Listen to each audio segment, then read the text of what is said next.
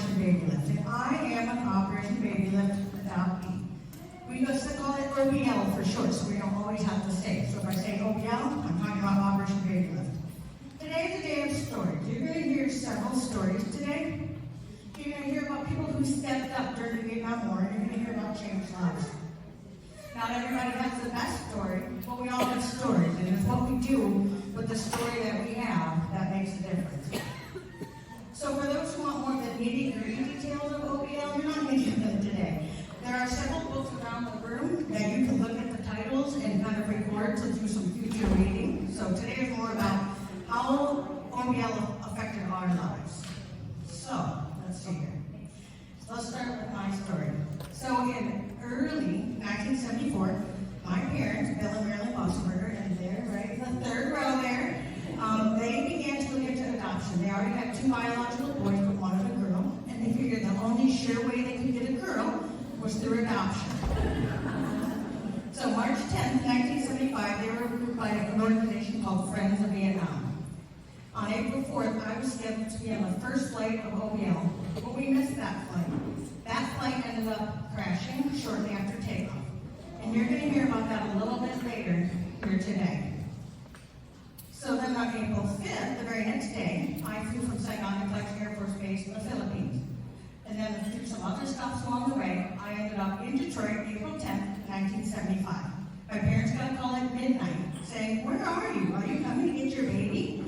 In the chaos of all that was going on, the agency had forgotten to call my parents and tell them that I was arriving. So they woke up my brothers, took them to the airport, and picked me up. And so for years, my 2 brothers, who are also here in the third row, thought babies came from airplanes. They know better now. So my parents weren't prepared for me to come. So the very next day after I came, they had to rush it off and get everything you need for a newborn baby. And so that was just the whole experience, and I'm sure afterwards, if you want to ask them any questions, they're available. You can ask them more about their story. All right, so after a doctor visit, I was determined that I was about 5 weeks old because most of the babies who came from Vietnam did not come with birth certificates. And so based on that, my parents were like, "Okay, well, we have a family member whose birthday was March 7th. We're going to give you that birthday." So my celebrated birthday is March 7th. And they said I weighed about 7 pounds at 5 weeks old. So I was really young and really small when I came. In fact, the outfit I arrived in is over on that table there if you want to look at it later. So I just believe in my life personally that God has been watching over me and just chose the perfect family for me in so many different ways. So my mom put together a scrapbook album that is also over there on the table. It's an amazing album with all the details of my adoption. You feel free to look through that as well afterwards. So that's just kind of the beginning of my story, and then meeting adoptees throughout and different key players throughout the years has just been very impactful. So I wanted to bring everybody here today so that you could also hear their stories because they are amazing stories, and I hope they inspire you and encourage you. So first off, we're going to have John and Jan Olson, or just John, whoever wants to come up and speak. John was stationed at Air Force Base at Clark Air Force Base in the Philippines. He was part of the flight line for the flight that I was on. And so his wife Jan helped with the kids when the plane landed at Clark's. She helped with the little babies, and so she has some things she wants to share as well. So welcome. Thank you. The good news is my part only takes 45 minutes. That's not true. That's not true. This is my wife, Gina, and I left Vietnam in 72. I've been there a year, came around Saigon, got to the Philippines, and then we started. I was in the medical area. Phil and I were both crew members, and as a result, early on in 73, our team went back and picked up the POWs in North Vietnam and brought them back. Then fast forward to 75 is when Operation Babylift was initiated, and I think a lot of you have read the history about it and all that went on. And all the children that were brought back to the United States and some to Australia and maybe to New Zealand and other countries. But it was quite a cheerful time for a lot. As you will read, a lot of the people that cared for the children there at Clark Air Base didn't want to let them go. In fact, there were offers to adopt some of the children. But fast forward, we came back and were assimilated into our society and made great contributions. My one story to leave you with was that when I was on the flight line, I was standing there in one of the old flight suits, and somebody handed me a baby, but they had overfed the baby. And I'm standing there, and the baby starts to regurgitate. I don't know what to do with the baby. I'm thinking, you can't drop it, all these people watching. So anyway, I did pass the baby on, then went out on the flight line, and there was a big water hose. And so one of my buddies was watering me down, hosing me down, and he thought it was so great that he brought others out and took turns with the hose. So that was fast forward. So Phil and I have had an opportunity to stay in touch over the years. He's a remarkable person. I admire him deeply. And so, Gina, would you share a little bit about your story? Sure. Not about me, about you. So there's me on the flight line. Oh, yeah. I look a little younger.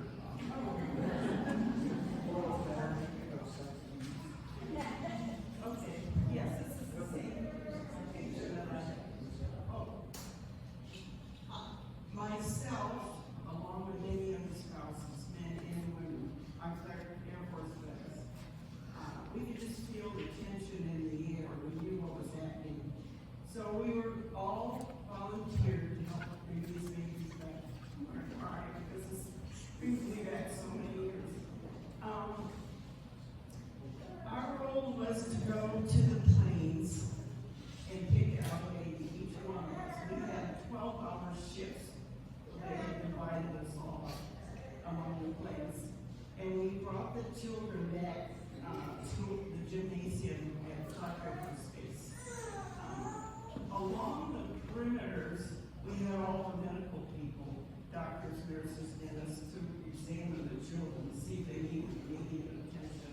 My little girl had chicken pox, little sores, so they gave her a shot to stop the itching. And then meanwhile, the women had gathered all the baby clothes people had donated. We had them in laundry baskets, all along, according to ages. And then there were 1,000 mattresses all over the gymnasium floor, and they were arranged in rows, and you could walk through them. And I had my little child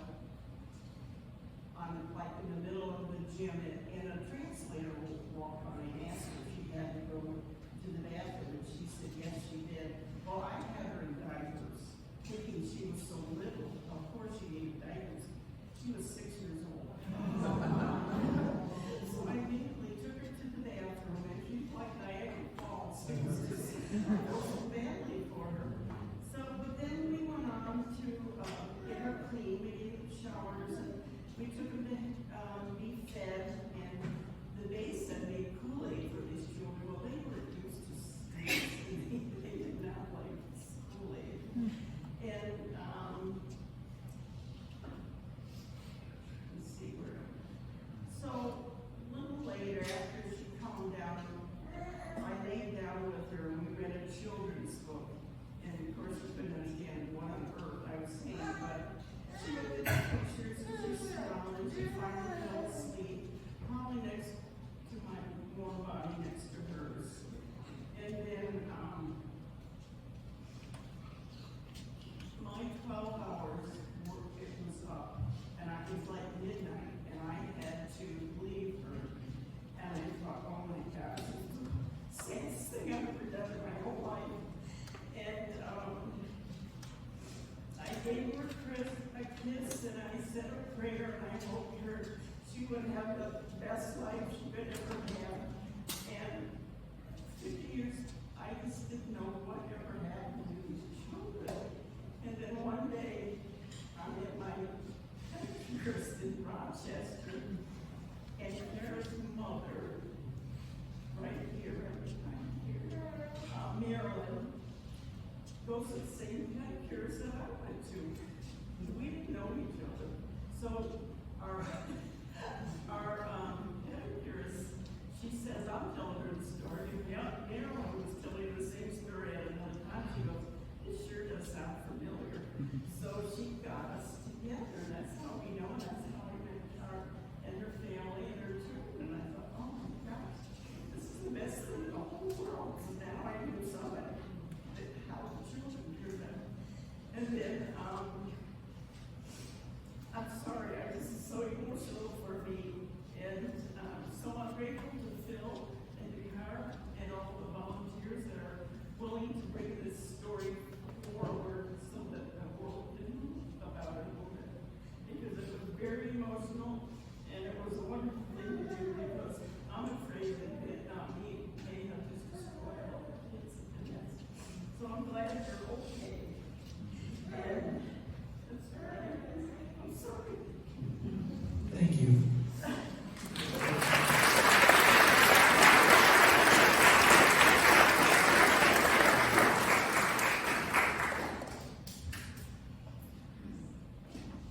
A great story, and we appreciate you guys coming out here today to share with us. So then up next, we have a video from a man named Ross Meter. He's a passionate advocate for children and families. He wrote the book, Carried Away, and I believe there's a copy of it over there if you want to just peruse it quickly and take note of it. So in his book, he tells a story of how at the age of 19, he went to Vietnam with $500, and he worked for Friends of Children of Vietnam. And that's the organization that I was adopted through. So, although whereas I stayed in the U.S. when I came, he went back. He kept going back to Vietnam to help with the baby lift. And so he sent us a video that he just recently did an interview, and so he sent us a portion of it, and so I hope that you enjoyed this video. So what can we do? Well, the first thing that happened is that the American government said, okay, we will waive the visa requirements and the passport requirements for the kids to enter the United States. So we'll bring them over on a sort of a conditional entry permit. You can bring them to the United States and find some place to kind of hold them while their paperwork is processed, and then they can ultimately go on to their adoptive families. And so we said, okay, well, that's great. When will the plane leave? And they said, plane? We don't have a plane. You got to find your own plane. All we're doing is waiting the visa requirements. So I thought, oh my God, we've got to find a plane that's willing to take out, an airline that's willing to take out all of these kids. And you know, there were a lot of kids, many hundreds, if not thousands of. And so I spent a lot of time traveling around talking to Pan American Airlines and Flying Tigers and Air America and various other airlines to see if anybody would be willing to fly all of our kids to America for free. Well, that's a lot to ask, especially during the last days of Vietnam when everyone's panicking, trying to get all of their people out already. And then people, you know, those airline folks were very nice and said, you know, gee, kids, sorry, looks like you got a big problem, but I'm afraid we can't do it. Well, ultimately, we did find somebody. We found a guy named Ed Daly, who was the head of World Airways. World Airways was an airline that had been a military contractor flying soldiers and supplies in and out of Vietnam. And he was really a kind of a real character, this guy Ed Daly, right out of Central Casting. But we were able to meet him. He had a daughter in the United States that was involved with orphans to some extent. So he heard a little bit about this. It was very sympathetic. And as crazy as he was actually a very sweet man underneath all the bravado. And he said, you know, well, how many kids we got? And, you know, when could they be ready? And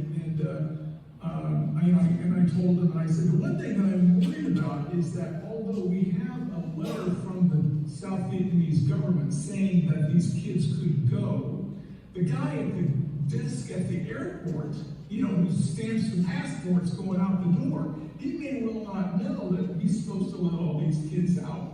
And so I'm worried we're not going to be able to get them through the gate and on the plane. And you know, he said, oh, don't worry, you know, we'll find a way to take care of that. And I didn't know exactly what I meant, but I had a feeling that money would be a factor. But in any event, we walked out, and he said, You know, I don't know what's going to happen, where our schedule's going to be, but you know, you go on home and if we're able to do something, we'll give you a call. So we walked out and thought, you know, gee, this is great. Maybe this is really going to work. So we thought, well, let's go over to the American Embassy and let them know what we're doing. Actually, to the AID, the Agency for International Development, was the branch of the American government that was in charge of all of the orphans. And so we went over there and we said, guess what? Ed Daly's going to take all of our kids out. We were so happy. We thought they would be happy for us. And they said, oh my God, no, not Ed Daly. Don't go with him. He's a drunk. He's a fool. His planes are not safe. You do whatever you do, don't take your kids out with Ed Daly. Much too dangerous, much too crazy. They were involved in this political battle with him about this previous evacuation that I mentioned briefly. So we walked out of the office of AID and looked over at each other and said, we're going with Daly. We weren't going to let somebody at the embassy tell us no if someone was there with a plane ready to take our kids. So we went home. I went all the way up to the countryside where I was living. It's about a 45-minute drive outside of town. The other people that I was with went to our child care facility, baby facility that was closer to the airport. And I certainly didn't think it was going to happen soon. I wasn't sure it was going to happen at all. It all just seemed too crazy. But that night, about 9 o'clock at night, just after the kids had all been put to bed, I got a phone call from one of our staff people in Saigon. They said, guess what? Daly's done it. He's got a plane. He's going to take our kids. I said, oh my God, really? When? Tonight? Now? Now? So, oh my gosh. So I said, let's wake up all the kids and put them in our vans. You know, we had 60 kids and we only had 3 cars, so it was cool. Clowns in a Volkswagen. And so we woke up the kids saying, what's going on? What's going on? And I said, we're going to America. We're going to America. DD, go America. And they said, oh, no. VC come, right? VC come. We're running away because the war is coming. No, brother, we're going to America tonight. So the kids, it was the older kids, so there was toddlers, but some of them, you know, were 5, 6, 7, 8 years old, and they were old enough to know what was going on. They were my friends, my kids. So we, you know, some people from town came out with some vans, we loaded all the kids into the vans, and we drive into the airport and saying, California, here I come. And we go to one house, we meet some escorts, they drive us out to the airport. We actually didn't go through the normal airport channels at all. We drove right out onto the runway. And there's his plane sitting there. And we, you know, drive up with all of our kids. And oh my God, we're really going to do this. So I left the kids in the car and went up the steps into the plane to look and see what was inside the plane. And the first thing I said when I got there was, seats. There's no seats. What are the kids supposed to say? We don't need no stinking seats, and Daly said, well, we got blankets, they can line on the floor, they'll be fine. Well, it was a cargo plane, and there were no chairs or seats of any kind at all, just blankets on the floor, that was it. So we thought, oh, okay. So anyway, we eventually got all the kids on, and Daly gets up there and says, okay, let's go. They close the doors and get ready to take off.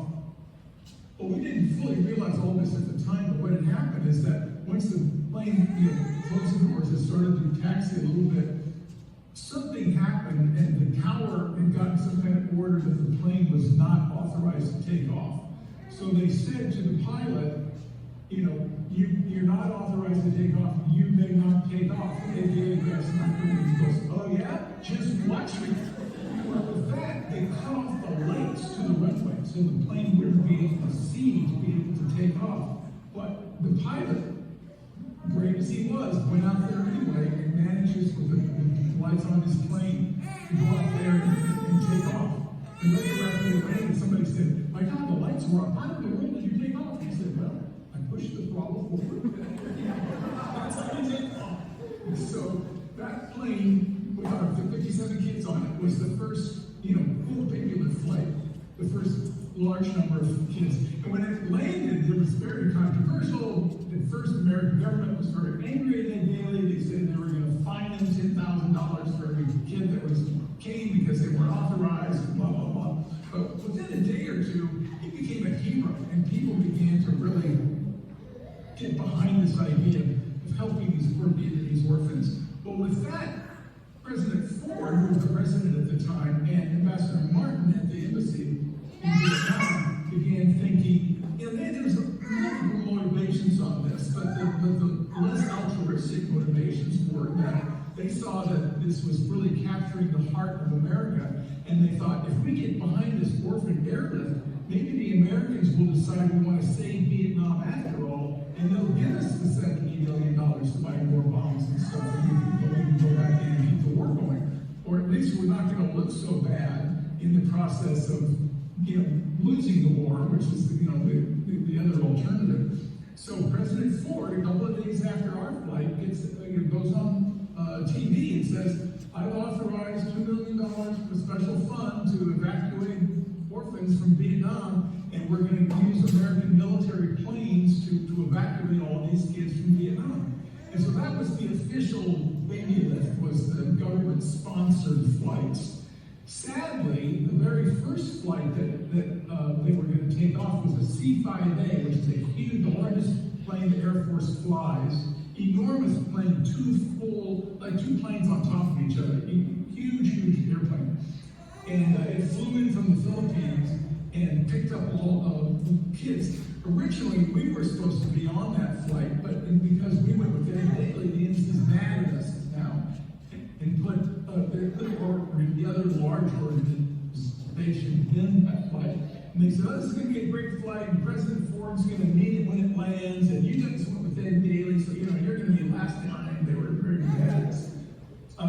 And so they ended up, this other organization loaded their entire orphanage, all their kids, all their staff, everybody on this plane, this huge C-5A. The plane takes off in Tanzania. I was at the airport when this happened, and loading kids on another plane to Australia. And the plane gets up just as it gets into altitude, and the pressure builds up. The back door of the plane exploded off. It hadn't been properly closed, or the hinges broke or failed, and the back door of the plane exploded outward with a huge explosion. Anything that wasn't tied down went flying out the back door, including some kids. And the pilot amazingly managed to turn the plane around. But when the door flew off, it severed some of the hydraulic lines, so they weren't able to control the flaps on the tail in the proper way anymore. But he was somehow able to turn it around and bring it back in, and was kind of coming in for a landing into back at Tanzania. But when he got down to the slow speeds, he lost control, and the plane crashed in a rice paddy. And the plane actually was sort of double-decker. Pretty much everybody on the bottom was killed, but the people who were on the top, most of them survived. But it was, just the most horrible nightmare that any of us could ever have imagined happening, and really just, took the wind out of all of us for some period of time. But the American government decided to proceed, and we're glad that they did. So from that point on, though, they used much smaller planes, and those planes would load up kids in Tanzania and just take them to the Philippines, which was only just a few hours away. And then they unload them in the Philippines, make sure they're healthy and check them out and so on and so forth. Stay there for a couple of days, and then get on to a regular 747, a normal commercial flight, and fly them on the rest of the way out to the United States. So that went on. Our first flight with Ed Daly was at World Airways was April 4th, I think. Then the rest of the Babylift flights, really got going more or less a week after that. And from that point on until the end of April, there were Babylift flights going out almost every day. We went to the American government and the Vietnamese government.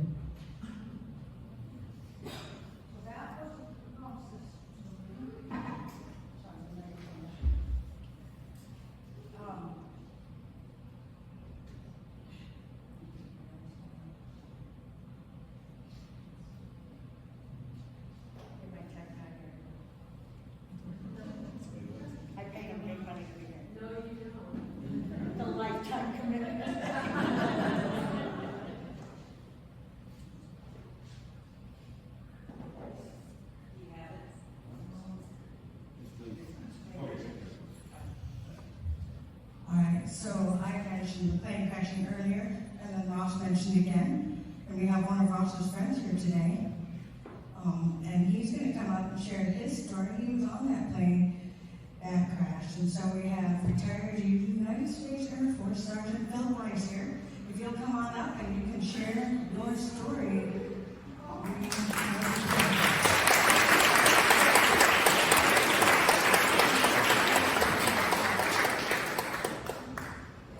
Good afternoon, and good morning. Good afternoon. I've been traveling for Flint, Michigan. Good morning to all of you. Thank you for coming. Especially like to thank John, Karen, Jan for inviting me to share my story. My name is Phillip R.Wise, retired Sergeant in the United States Air Force. I'm not going to make this long, but if you have any questions afterwards, I will be happy to answer the questions. On that day, on April 4th, I was on that mission. Some of these photos John shared, I hadn't seen before.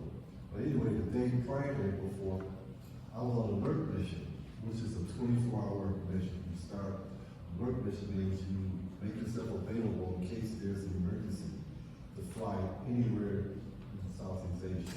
And my job was to airlift patients all over Southeast Asia, bring them back to Clark, and where they will be, that was John's part. He would organize these flights to go back to the USA from Clark. So our work mission starts at 0700 hours one morning. It's a 24-hour job. So 24 hours later, I would be on work. So at 06:55 on April 4th, I got this knock on the door. Saigon, you've been alerted to fly. Which I couldn't believe, because I knew only had 5 minutes to go, I would have been on work. So I said, well, we keep our bags packed for emergency missions. So right away, I got myself together, got cleaned up, got a taxi, and had the taxi take me to the flight line, which where I normally go on our mission. We normally fly on DC-9, Nightingale is a Red Cross aircraft. And it's a Red Cross hotel. And I saw, when I reached the flight line, I saw the engines running on the DC-9, thinking they're leaving. So I got my luggage running up there. Wait. So they opened up the door and said, Saigon, what can we do for you? So I've just been alerted to fly. She said, no, we're just going to go up, do a training mission, turn around, come back. So I'm thinking, cool, I'm off the hook now. So I go inside the squadron where Jim, John, running the flight control, where everybody goes up, go into the MIC office to find out what's going on, and it says, sorry, hold tight, there's something going on in Vietnam, and we're not sure yet, so just hold tight until we have this briefing coming in. So base commander, wing commander, all these folks gathered in the briefing room, just like 2 or 3 hours later. So I'm thinking that's when we learned that Saigon was about to fall, and all these orphans that were in this northern part of orphanage that was in the northern part of South Vietnam was funneling into Saigon. And President Ford had ordered an evacuation of over 3,000 orphans. And my aircraft, I was on the C-5 Galaxy, was the first official aircraft to start the evacuation. Now, we're also talking about, that's the Ed Daly flag. So they were, Ed Daly flag was the first Babylift mission out of Vietnam, unofficial. Anyway, the crew and I, it was another crew that merged with us in the Philippines that came in from Travis Air Force Base, California. We all merged together in a briefing room. We decided what we're going to take to Vietnam to evacuate these orphans that were all waiting for evacuation. So we gathered diapers, milk, water, whatever we thought we might need to take with us to help transport these kids back to the U.S. The itinerary was to bring these kids to Clark, refuel, and fly to Travis, where President Ford was going to welcome the first orphans to America. So anyway, after the briefing, we get loaded up, and we fly into Saigon. It was very hot that day, I remember. So hot. So long story short, once we landed, I see these buses full of babies on the tarmac, as far as you can see, lined up for in plane. So we started in plane, and once the doors open, we started in plane. This gust of heat hit the cabin, so all that cool air we get inside the cabin went out right away. So right then, we knew it was going to be this hot evacuation. So the buses start opening up the doors, and kids and parents, assistants start loading up these kids. So we formed a chain line to take them upstairs. The C5 is a two-tier aircraft. We got the cargo section here, we got the trooper part. So we have a ladder that goes up these stairs. We formed a chain line and sent them, carried them up the stairs. We placed them two babies per seat. We have approximately 80 seats, 89 seats up there. And the older, the infants, anywhere from a year old to 3 years old, positioned in the upper level of the trooper cars. The older kids, 4, 5, 6, 7, 8, the older kids were positioned in the lower section of the aircraft. And we had what we call catwalk seats along the side wall of the aircraft. We sat and placed the older kids in those seats. And adults were down below. It's me. We sat on the cargo floor. I know you video earlier, you saw the cargo floor. That's where we sat. We used to place military blankets across the floor, and we used military cargo tie-down straps us in for takeoff. So that went pretty well, but the in-planing of these babies, one after another, they needed immediate care. They needed milk and diaper changing, so you can only imagine the stench that was there as we loaded those kids up. And everybody was hot and sweaty and needed to hit on really, really quick. Once the engines started up and the air started flowing, kids started calming down and stopped. At the same time, we had volunteer workers from the DAO, Defense Attaché Office. It was about 40, 45 of those babies volunteered to help escort these kids because the crew, we only had 2 medical crews on board. But these women that volunteered their service and their lives to help kids, most of them were down below the base in the cargo section. And most of the medical crew were upstairs. Only medical crew that I was with me down below was Colonel R, Captain Clinker, myself, PC Johnson, Greg Padgett. We all really crewed upstairs, medical crew. So anyway, get to the story. Took off, and normally when we fly over a combat zone, we usually cruise at an altitude between 35,000 feet and 50,000. Okay, so we take off, plane little babies, headed to Clark to refuel and then into Travis. So about 15 minutes into the flight, over the South China Sea, the rear cargo doors and ramp blew off. I think John mentioned that. It's not off Ross. The doors locked like this. Maybe 2 or 3 of the latches didn't catch. The higher we got at altitude, the more pressure built, and finally it gave loose at 25,000 feet over the South China Sea.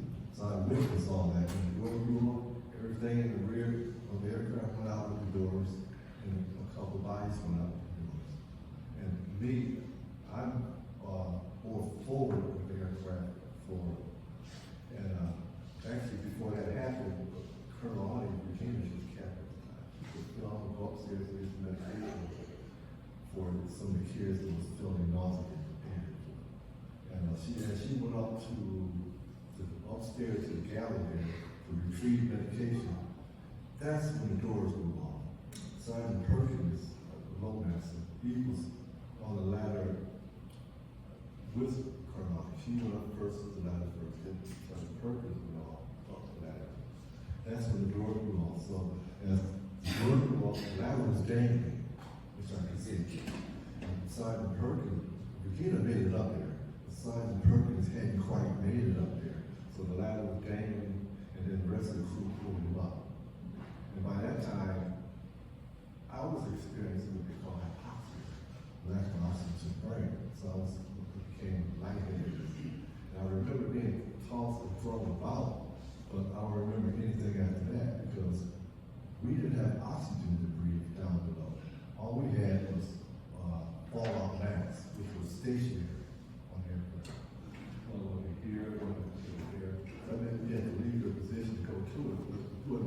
depression, we were being tossed about. And I don't know what happened to me. I mean, I grabbed my cargo towel, but I remember.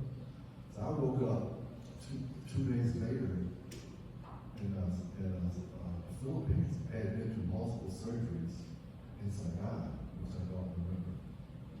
And of course, I was really, I was under a lot of stress and confusion, and I refused to receive treatment because I was acting up. I don't know.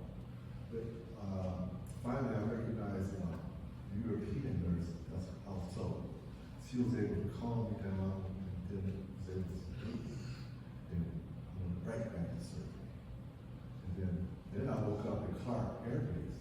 And they didn't know I was going to live or die. So I woke up in intensive care. I tried to move. I couldn't move. They had me in restraints. I felt pressure in my abdomen. So I woke up and everybody looked. It's like, what? He's alive. He's awake.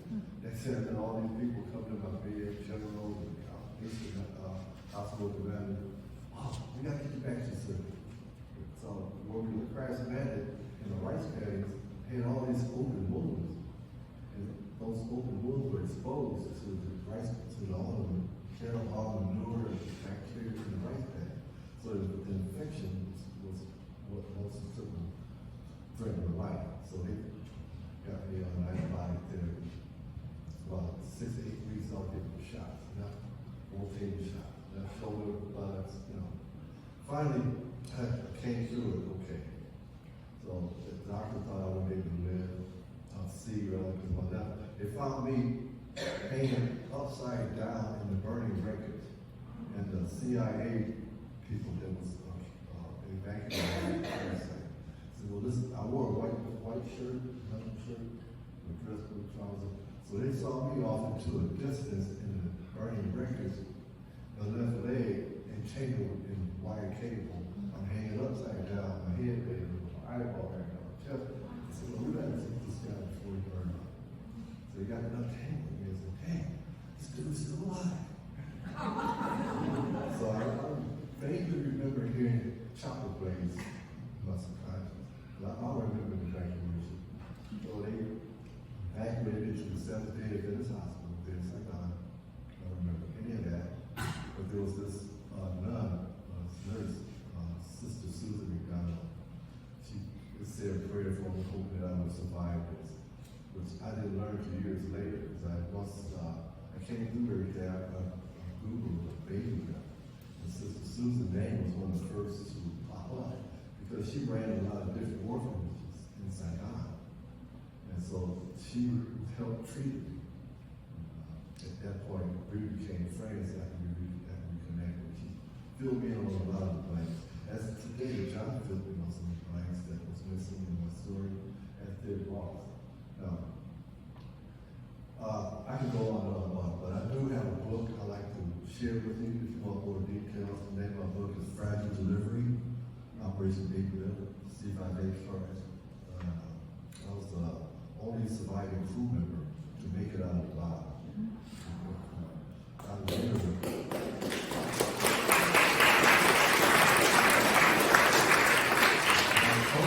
the only survivor that made it out of the bottom without nearly 200 people down there. And I learned later there was an 8-year-old that survived with severe brain damage. But he was taken care of. To know that the good Lord spared me for that day, from that day of tragedy. It was overwhelming. And I was a brand new 23-year-old. My birthday was March 11, not knowing that 3 weeks and 3 days later, I'll be involved in a plane crash. So I was a brand new 23-year-old. I would have been putting my head tomorrow. But no, he's the boss. He called you home when he wanted to call you home. So he spared me to share my story. And in 2012, I decided to write about it before I started losing my memory. So that's when I came up with the Fragile Delivery book. Because everywhere I spoke, everybody wanted to know where my book. So this is like all these years later, finally come up and self-publish my book, Fragile Delivery. So that helped me heal within myself. And at first, when I was discharged, medically retired from the Air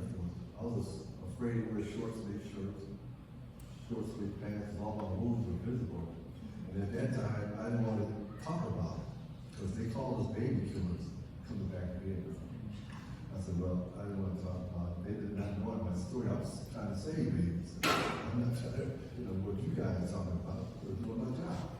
But anyway, I'll take any questions you have. I don't know what to say in a minute here, but if you have any questions, I'll be happy to answer. All right.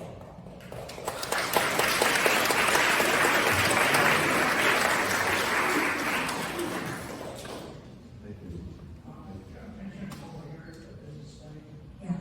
They'll have a display of some pictures. He will have his book, if you go buy a book from him afterwards as well, so he will be available for questions afterwards. What an amazing story. And I hope that so far you've enjoyed the stories that you've heard today, that you see that sometimes in times of war, there's a lot that goes on that's negative, but there's also a lot of hope in some circumstances too, and there's some good stories. Our final story today is going to come from James Drysdale. His story is one of resilience and inspiration. So James, if you'll come up and share, he is also an OBL adoptee.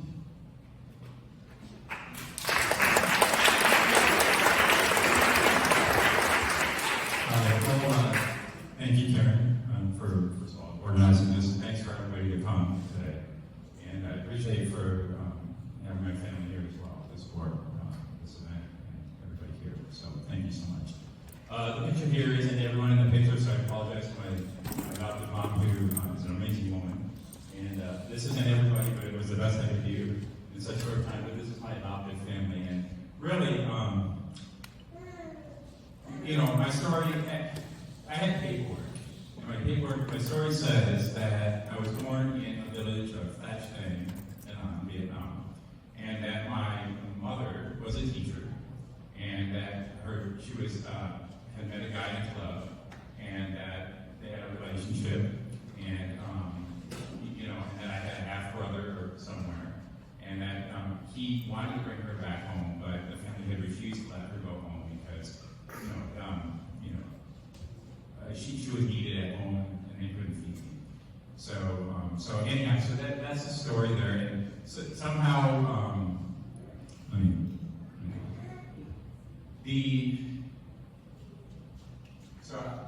from there, I went into, I believe through an adoption agency, International Aid and Adoption. The belief is that I was dropped off at an orphanage. And then, my mother worked there, and she was able to have a big heart for me and 5 other adoptees as well. And she gave us all a second chance of life, and she adopted us through the adoption agency.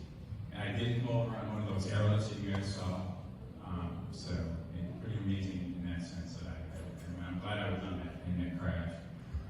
Maybe I had first class, because that sounds pretty bad. But anyhow, so that's the story. Now, I adjusted just fine. I had a lot of love at home. Of course, I had my ups and downs with the disability and with being adopted. And I always had wondered what my family was like, and whether my story was even real, because I had done some research and I had heard that a lot of the stories weren't real. So it started to make me think, well, is mine real? And so I kind of started to want to know more about my story. Is there a way for me to find out if it's real? And I, like all of you guys, I had kids and got married. And, the idea was, in order to go figure this out, I would need to spend some time in Vietnam, and the resources just weren't there, and we're raising 4 kids. And so my life was full of joy. I had my 4 kids, they gave me everything. My wife, of course. And so in general, I was living the American dream. And again, that's thanks to my amazing adoptive parents and the support of my adoptive family. So I decided, as my kids grew older, I had a little more time, a little more financial resources. That it's time. I'm going to go to Vietnam. Mindy and I had agreed to spend a couple months there, and we started our plan. Now, 8 years before that, I had done 23andMe, my heritage DNA, just kind of thinking maybe I'll get lucky. Maybe I'll find something. And the years went by, and I got a couple of leads, but the closest match I got was like a 5th cousin. You can't do much with that. But I still reached out, and I talked to people all over the world, Germany, you name it, and I would tirelessly, every time I got a match, I'd be like, I got to figure out take that to the very end. You know, oddly, some people, and it's also, some people wouldn't even talk, you know, for whatever reason, and then others were really open, but none of them knew anything about me, my dad, my mom. So I kind of felt like, you know, after 5 years, I kind of thought, well, it's probably not going to happen. I just have to settle. You know, I was fine with it. I was content. You know, I had everything I needed in life. I was good. I remember looking up at my wife and saying, I'm good. Or, you know, if I never find it. And so, excuse me.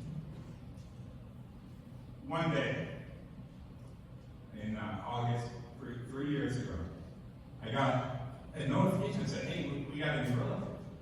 And I'm like, oh, I'm tired of this nonsense. You know, I mean, I ignored it for weeks.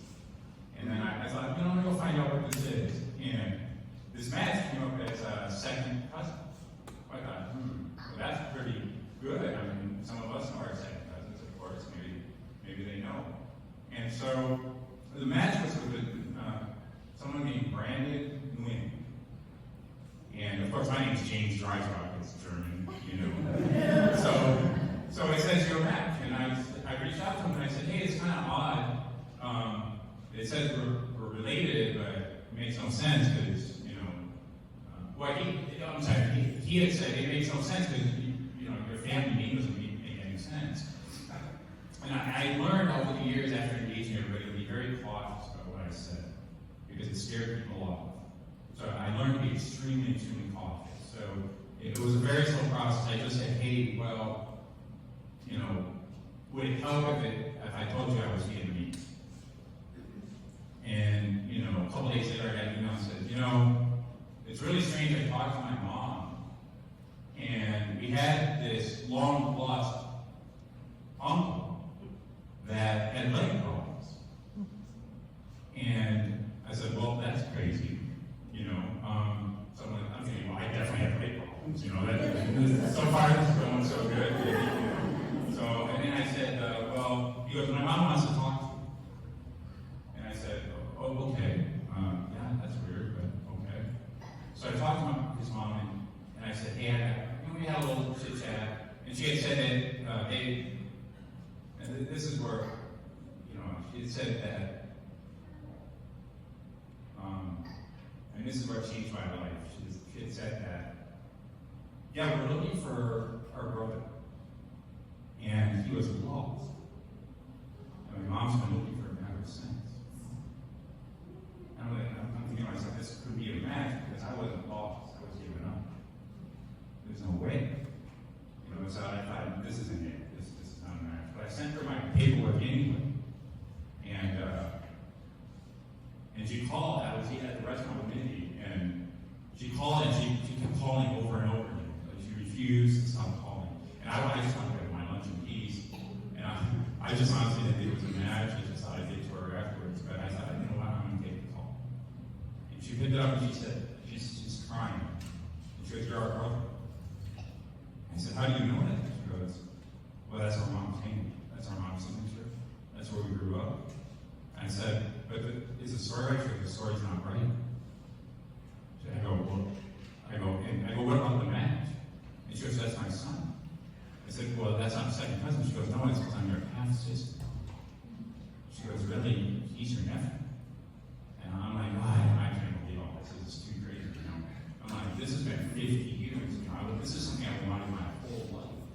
And I thought it would never happen. And I thought, no way. Just no way. And so I said, you know what? I'm not going to see anybody.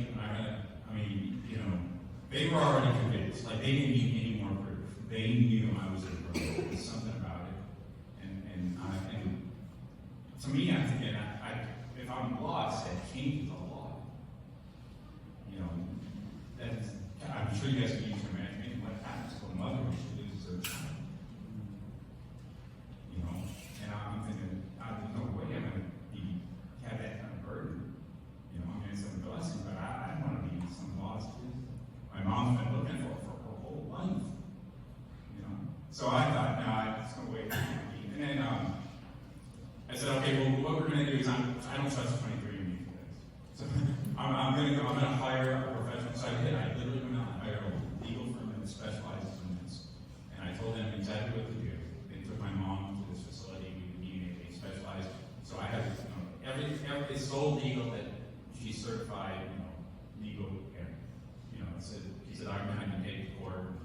And so the guy that was facilitating the paternity testing, he said, I told him the story, and he goes, I've never heard anything about like this. He goes, this is just, I've done so many of these, and I've never heard anything this crazy. He goes, normally it takes 2 weeks. He goes, but we gotta find out if she's her mother. I said, yeah, we do, you know. And so he did it in 2 days. And he calls me and he's crying. And he says, I got news, you know. Unless there are 8 more billion people in the world, she's her mother. And I said, what the, you know, and I just was unbelievably fabulous. And it was, so we started talking, I started interacting, and what did I find? This is what's crazy. Now, I can share with you guys what happened on the other side. You guys saw the stories about us getting them out, but I can tell you what happened on the ground, and what happened to those families that lost their kids. It's tragic. It really is. And so we spent time just catching up, you know, and we did our first Christmases and our first birthday. I had a couple pictures of here. Yeah. So if you want to flip, oh yeah. So that's our first Christmas. Oh yeah. Okay. Yeah. So this is the one you got. So this is our first Christmas at my house with all of my nieces and nephews. And so what I found was. That's Brandon right there. Yeah, Brandon's the one on the right, on the far right, that did the 23andMe. Now, my immediate family, they said that they would never do 23andMe. Yeah. So, you know, that's going to be a challenge for anybody who wants to find their family. I think it's cultural. They don't typically do these things. But Brandon had a very specific reason he did it, which for privacy reasons I won't share. But he went outside of his family's normal culture and went ahead and did that. And because he did, I was able to find them. But what I found was I had actually a full brother, or a full sister, and I had 2 half-sisters, and a half-brother. And of course I found my mom. And so obviously we started visiting and spending time together. And the first time I met my mom was, the first time it was just sort of, hey, how are you? You know, like, wow, this is crazy. But then I met with her alone later. And Mindy was with me. And she started to tell me this story. And the amount of guilt she had for losing me. And the story as it told, she told me that the true story is this. I had gotten sick with, she was planning to raise me. There was never any plans on to. My family never told her to get rid of me. In fact, the family all surrounded her. I found 15, I have now 15 aunts and uncles in Vietnam. And all of them were very supportive. They all watched me and were caring for me while she worked and provided for the family. So that we had taken turns. And what she told me is that when I got sick, she took me to the local hospital and sat there every day, waiting for somebody to help, and nobody would help her. And she said, they would always say, do you have money today? And they said, no. And she said, they said, go home then. We can't help. And because my dad was a military man, so the story about the club is true, but my dad wasn't a businessman. He was actually a Marine, a captain in the Marine, in the 3rd Marine. She described it, and I looked it up, and they actually were there. I'm not a military guy, so I don't know all the ranks and stuff, but my dad was a captain in the Marines. And she had an amazing relationship with him, actually. And she went on and had another sibling, my full sister, with him as well. And that relationship carried on, and then, so he had gone off to battle, and so often he wasn't around. And she said, well, she thought, well, maybe I'm an American baby, and my dad was military, and the base would help me, you know, because I was sick. And so she took me to the base, and the base said, we will, but we want the father to vouch for the baby. And if the father's not here, then you have to wait. And so she waited, and I got sicker and sicker. And she was desperate, and she said, she saw other babies, her bodies, you know, this is how she goes, whole body, you know, because she has limited English. She'd say they were all very sick. you know. So anyway, so she took me, and there was a Catholic nun that had come by and said, I can help. It's a story, she said. And my mother said, you know, they had a translation. She said, you know, but they said, you know, we can't do much, but we can offer help. So for 2 or 3 months, I was under the care of what I believe is the Catholic Church, although she doesn't know for sure. She just knows personality, and she's not, you know, they do Buddhism and different religions over there, and she was not familiar with the Catholic Church at all, so she had no idea. But she visited me every other week, and I was getting a little bit better.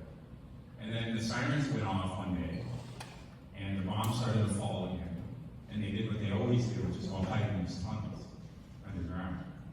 And so my mom and her family all hid underground, and 2 days later when they came out, everybody was gone. All the U.S., all the military, everybody in the orphanages, all the hospitals, everybody was gone. Just the locals were left.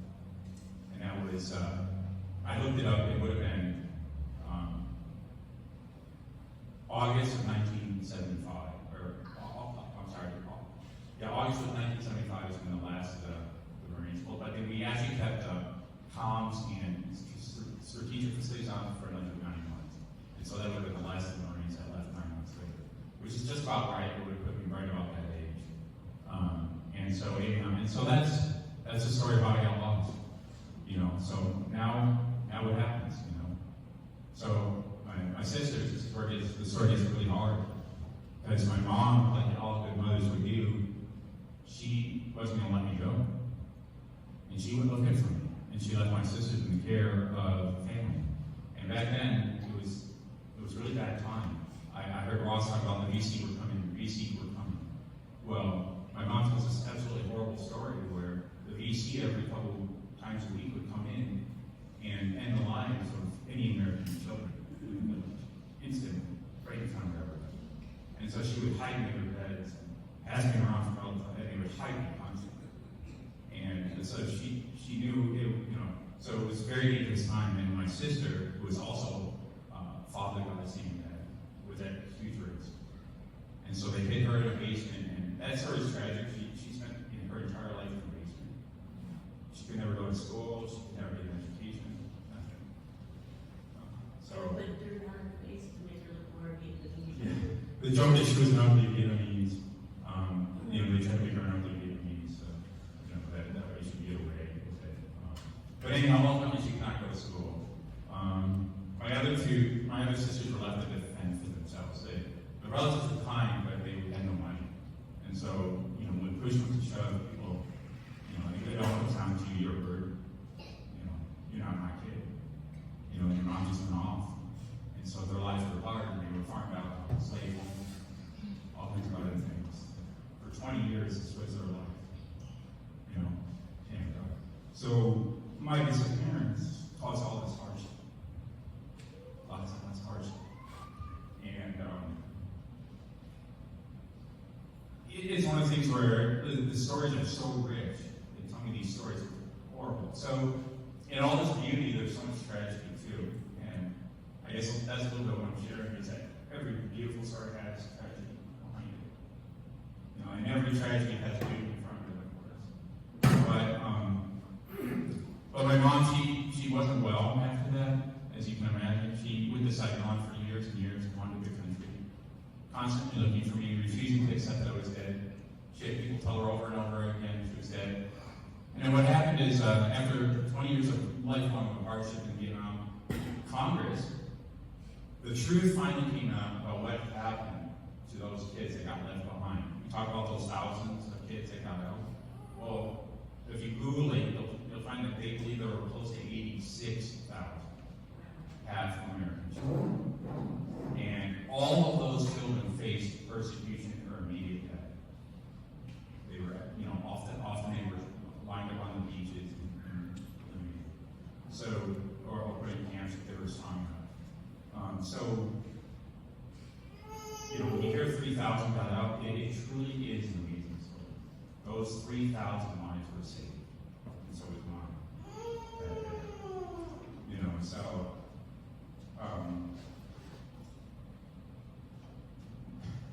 going to say though is that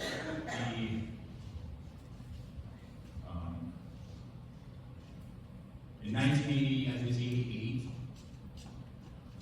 it became, for public pressure became so bad in Congress they had to do something because the word had finally come out that the kids were, you know, in really big danger, even to this day. You know, my sister had this point living in the basement for 20 years. She needed me to be free. You know, she's now like 22 or 23. You know, is she going to spend the rest of her life in the basement? You know, so Congress and the media started bringing the truth out. So in 1988, there was a Coming Home Act, American Coming Home Act, and it provided some basic provisions. And at that time, the American government was able to work out an arrangement with the Vietnamese government to get the rest of those kids out. Because the belief in the American sentiment at that time was, these are our children, these are Americans. They have to come home, and the suffering. You know, so that my sister, being fully half Vietnamese, you know, my dad, she was able to bring her and all her siblings and my mom home through that. And so they got a little bit of help. And their life here was hard, but not nearly as hard as back there. So they came here in 1992. It took about 4 years to get through that paperwork. Talk about the bureaucracy. So another 4 years of suffering even after the bill got signed into law. And that's the story of how they got here. So now you got this lost story, and you got a mother who's been searching for her son for years, a broken family, a family broken from war. You know, and you know, now they're here in America, they're living this life, and brother's so lost, and my mom is refusing to give up. She's hiring private investigators. She's spending the very little American money she's earning, still looking for him. And she's literally in that, and of course a lot of people are taking advantage. You know, they were lying to her, telling her they were dead. And then 5 years ago, my sister, she said to me, when I talked to her for the first time, she started just sobbing and said, "I'm sorry, brother. I had to convince Mom you were dead because it was ruining our lives." And she said, "So I'm really sorry. It's your life." And I said, "Don't worry about it." You know? But I mean, it's just one of those things where it's like, you're so happy to find them, but you know, you find out that you've caused so much pain. You know, and I said, "Oh, I go, well, I mean, you know." And I really like, no, we don't want more. You know, they're all really good spirited and all that stuff, but I just know they're lying. You know, and it's okay. But you know, what I found here, though, in America, they're really strong. They've done really well. They've, you know, but that's on the outside. That's what it looks like. But when you get to know them, they're really broken. They really are. And finally, you know, my sister, she said in front of her husband, "This is the best year ever. Sorry, husband. I found my brother. You know, this is the best thing that's ever happened in my life. You know, I'm sorry about our marriage. You know, that second, you know, kind of thing. So, but you know, I think though the thing is that it's like, you know, so at that point, what do you think? You know, what happens now? You know, can you reintegrate? Can you become part of the family? Is there such a thing as too much time? What happens, you know? And I don't have all of the answers. It's been 3 years now. I gotta tell you, the first year was amazing. But once you get through the honeymoon stage, it starts to get real. Like, East versus West, culture, everything. You know, values, faith. You know, I made some commitments when I met them. I said, hey, you know, in my mind, I'm not going to judge. 100% I'm going to accept no matter what, just not going to judge. Just not going to do it. You know, that was my intent. I'm not sure I've been so successful at it. You know, I also said that, you know, no matter what, we were family. We were going to try to make this work.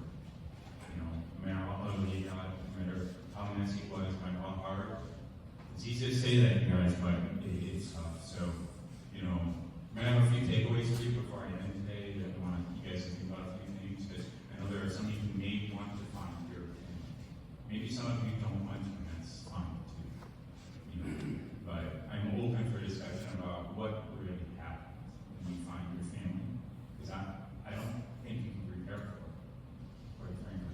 try.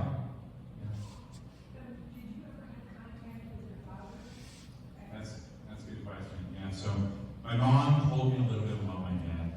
So my dad, 5 years later, came back looking for her to get me and my sister.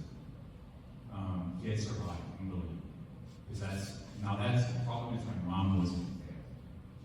So this is locals from the village that told her that some man came looking for her, and they described him, and she felt it was her, my father. And so he went home, honestly sad that he never found her because she was in Saigon looking for me. So again, another consequence of losing me is that he never got to raise his kids either.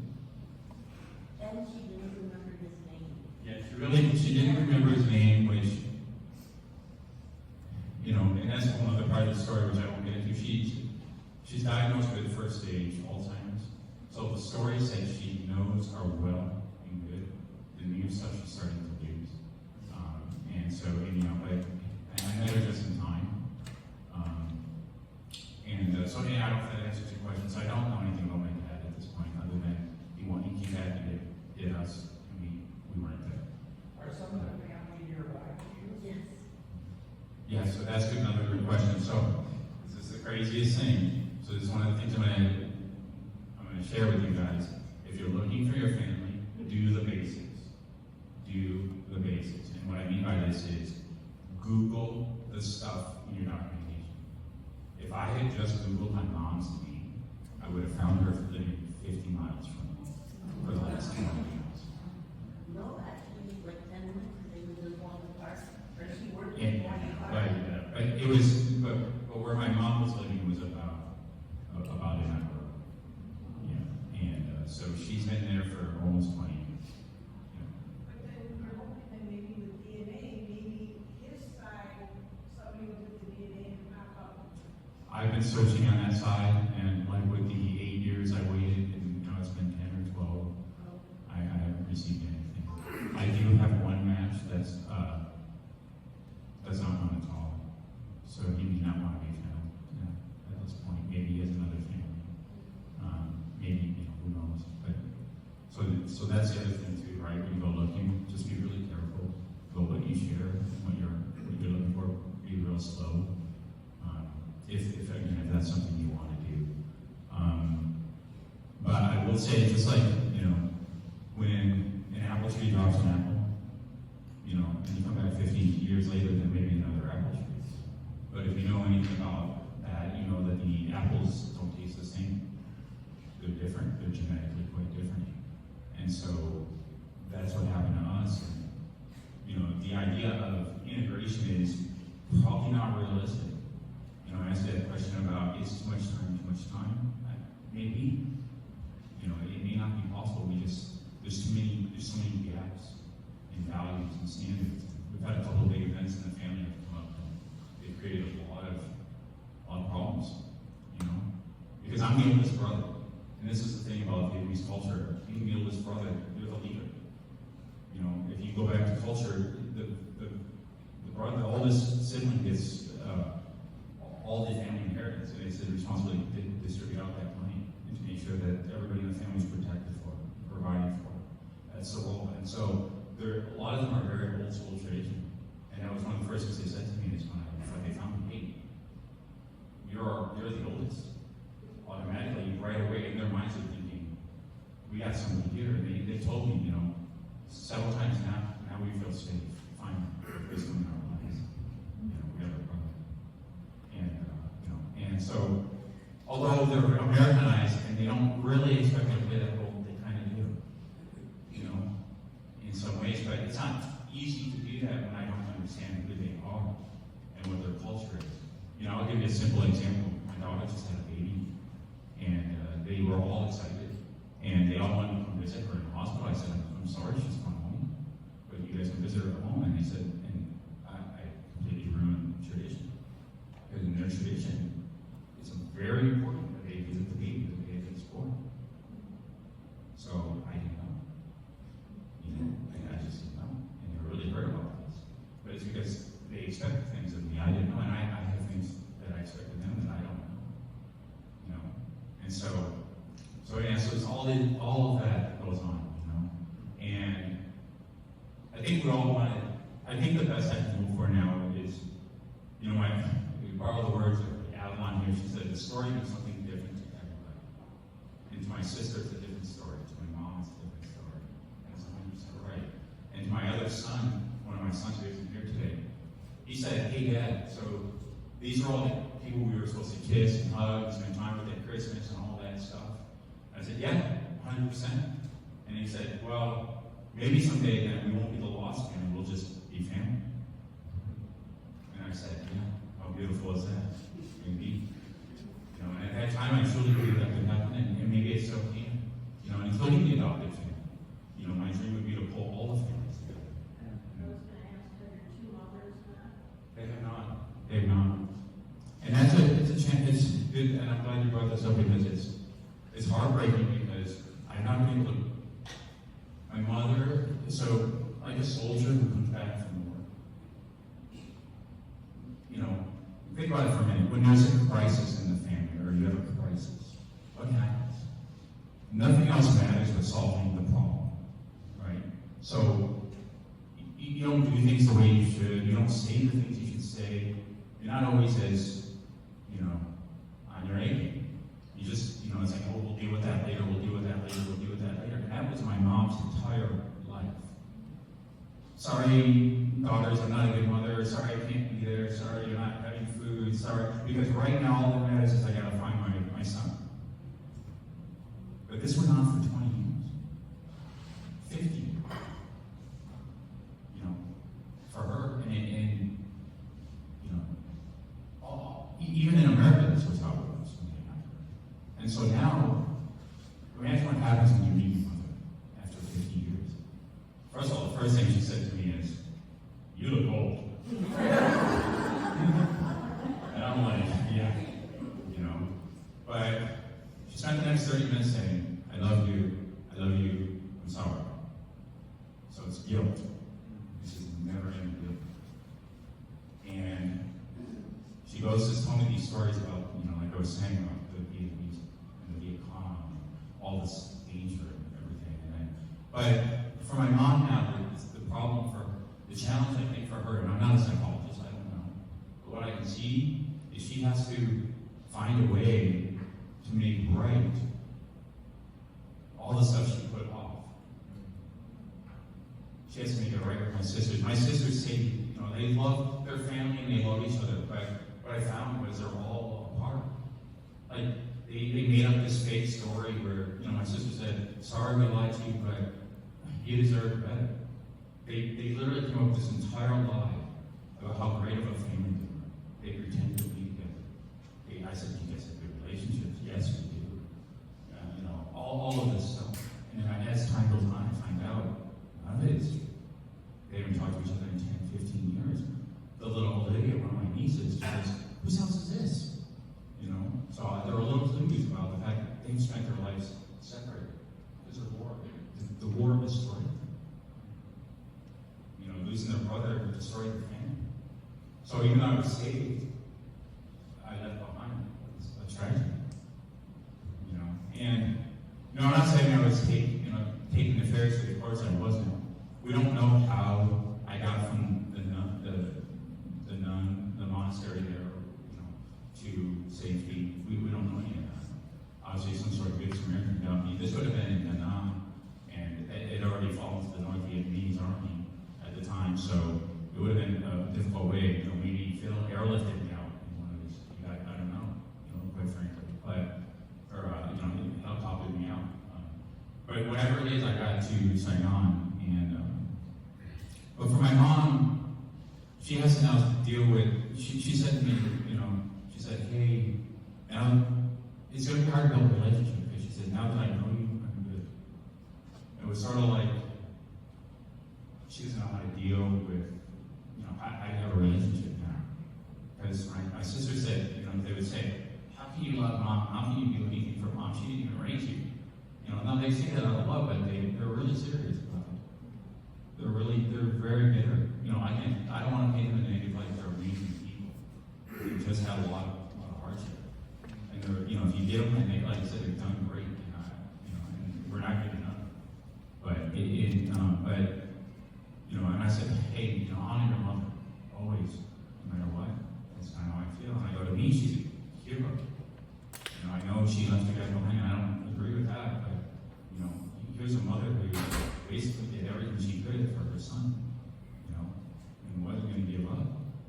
I'm sure we can all as parents appreciate that. Yeah. Just wanted others to know too that the reason you're in a chair is because you didn't get 10 cents worth of polio vaccine. It wasn't available during that, and now it should be worldwide. I think it should be serviced every once in a while. Yeah, so what I'm saying here is that vaccines were available at 10 cents a shot, but they weren't available in that part of the world at the time. And so obviously that was another situation. But my story makes it sound like, so this is what's interesting about that original story and how long. That original story would make it seem like the polio is the reason I'm here. But if you really think about it, it's not. But I whole life thinking that. But it's okay. It doesn't matter. The truth is the truth. Really. Now, would I have still had to get American type care? Maybe. My mom and I actually talked about that initially, but as her, my father was an American soldier. They had lots of conversations about coming back. And, my mom had talked about bringing me to the U.S., but it was never, she was always going to come. That was always her thing. She didn't want me. And she's happy about my care, but she wanted to be with me, of course. And my adopted mom, I want to make sure that everybody understands she's been very supportive the whole way. All the way.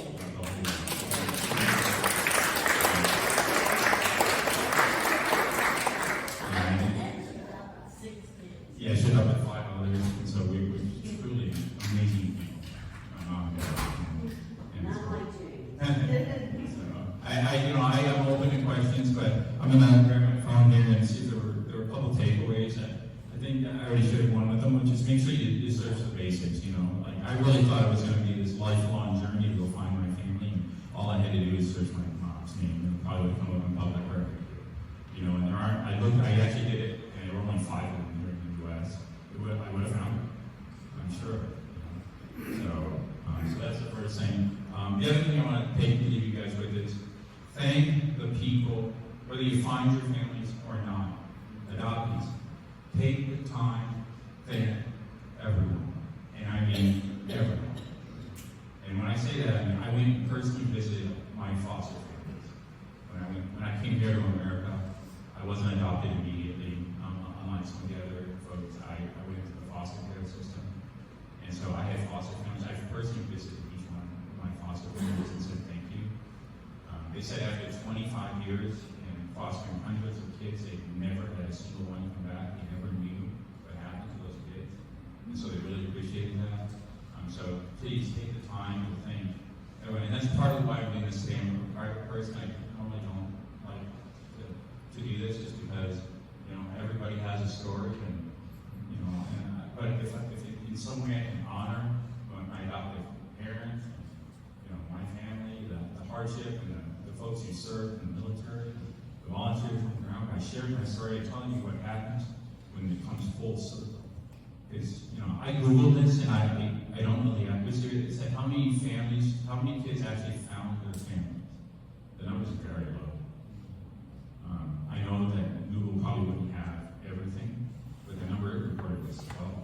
Something that's probably in the 50-ish neighborhood, or 100 maybe, depending on the circumstances. It's just not a lot. So of those 3,000 kids, a lot are still, now, I didn't talk a lot about my childhood. It was a good childhood, but I had a lot of holes in my life that I wanted to fill. And I think a lot of adoptees get stuck. And this is really something to think about. Now, I can only say this because I found my family. You can't know this. I genuinely believe adoptees know they've lost something big. But they can't go through the normal grieving process. And they get stuck. They just get stuck. And it's because I truly believe they've, as I've demonstrated here today, think about it. Your brother, your sister, your aunt, your uncles, those ones you spend every Christmas, everything. What if all that was going on just 50 miles from you? And you were absent. All those people you love, those should be your family. And so for me, what does it mean for me now? I talked a little bit about maybe I can, through maybe several generations, we can eventually become just family. But I don't think that'll happen in this generation. I think the best we can hope for is to support and love each other, and I guess coexist to some degree, just because the value systems are just so different. And there's just so much hurt there that some of the stories will probably never be told. You know, the horror. Yeah, I had some pictures of my sister, but I don't know if you brought them. Yeah, but they're ages, I have a brother, Cindy's 38. His brother is younger than our son. My brother is 30. Half-brother. That's a brother. My half-brother up there, Tommy, is 30. My sister, half-sister, Cindy, who's he's pointing out right there, she's 38. And Kathy's 32. And she's my half-sister. No, But Tina's in this picture we got. yeah, you can't see her in there, but Tina couldn't make it to the event, She but looks just like him. she's my full sister. She literally is my Oh, twin. and this is his mom. Right there. Look, this is like him. So. Yeah. So, you know, in all fairness, I have a little bit of an identity crisis right now. And this is, it's kind of, it's hard to explain. It's like, if you think about it, I showed you the adoptive family. You know, one day I'm that person, and the next day I'm the other person. And it's kind of strange, and it's, you know, all the expectations are completely different in each family.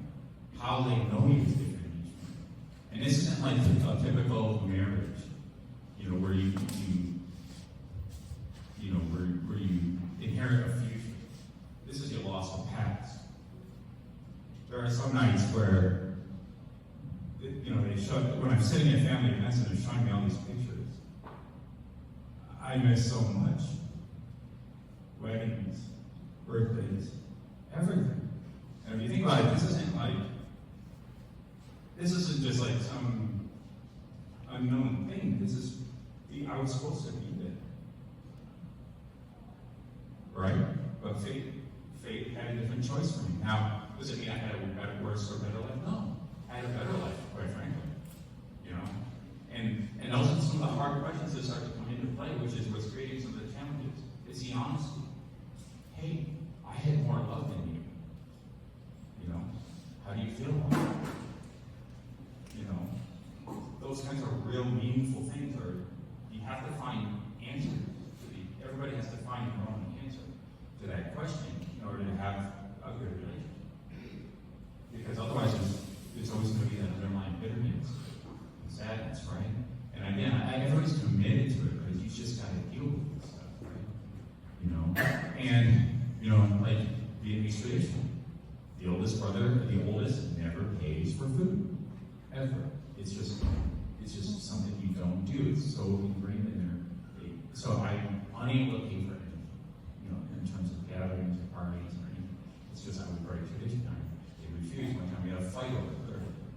Many times, and I said, "This is ridiculous. I cannot spend time with you if all I'm doing is mooching. I feel like a mooch. You can't just keep praising me like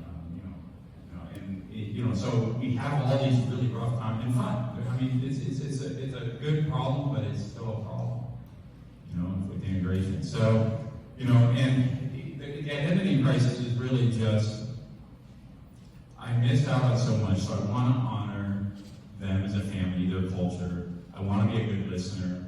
I want to respect their beliefs. I want to respect everything. So I want to do that for them. But I also want to be me. And I need to be me. And it gets challenging because the more I'm me, the more sometimes the more frustrating that is for them. And the more I'm them, the more frustrating that is for me. So, you know, that's kind of where we're at. And like I said, I really don't know what the future holds for us as a family. I hope someday we can all be family. But it really is a true blessing from God that I got the opportunity. You know, my mom, I think the most important thing out of all of this, is my biological mother finally gets to know what happened to her son. And she got it. And I know she wants a relationship with me, but I just think it's going to be really hard for her. She looks at me and all she can do is cry and just eat. And it's just so much good. It just truly is. And like I said,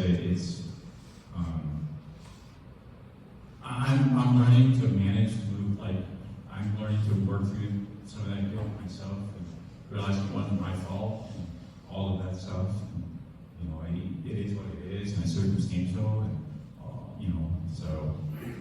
But anyhow, does anybody have any questions? What was your You've already asked. Gates?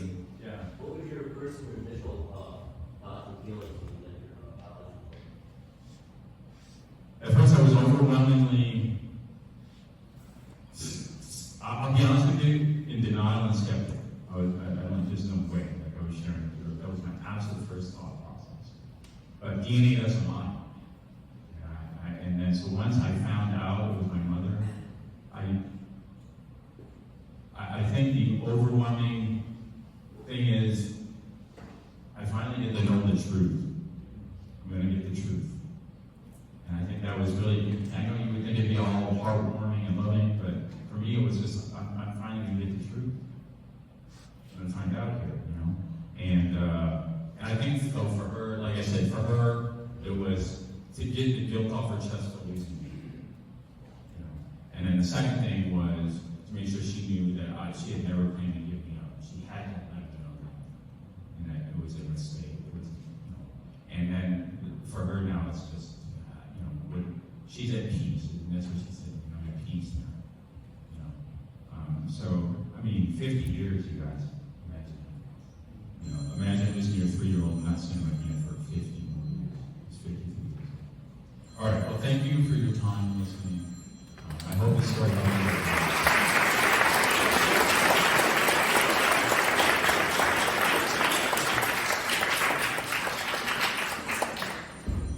So thank you very much, James, for sharing your story. I think all of us are impacted by that story. So thank you for coming today. I hope that this was just open your eyes a little bit to kind of Operation Babylift and just the impact it had on everybody's life who was involved. I want to thank the Lyon Township Library for having us, and Kathy Catoni, who is in charge of genealogy here at the library. We have a fabulous genealogy program, so if looking for your roots is something you're interested in, go see Kathy. She has great resources. Thank you again for coming.